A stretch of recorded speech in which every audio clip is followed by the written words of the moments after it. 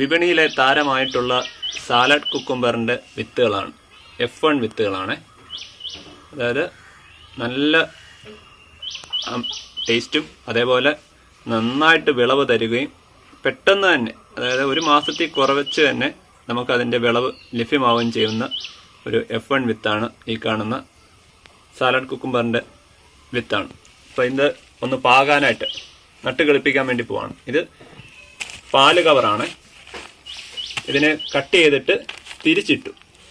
അതായത് സാധാരണ പാല് കവർ എടുത്തിട്ട് കട്ട് ചെയ്ത് തിരിച്ചിട്ടിട്ട് അതിനകത്തേക്ക് മണ്ണും അതേപോലെ ചാണകപ്പൊടിയും കൂടെ മിക്സ് ചെയ്ത മിശ്രിതത്തിലേക്ക് ഇത് നടാൻ പോവുകയാണ്.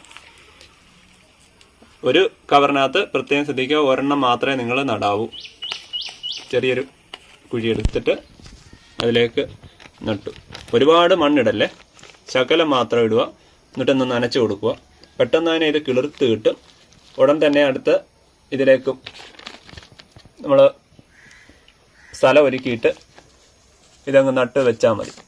പെട്ടെന്ന് തന്നെ വിളവ് കിട്ടുന്നത്, അതായത് പച്ചക്കറി ഇനങ്ങളിൽ ഏറ്റവും ആദ്യം തന്നെ വിളവ് കിട്ടുന്ന ഒരു പച്ചക്കറി ഇനമാണ് ഈ പറയുന്ന സാലഡ് കുക്കുംബർ.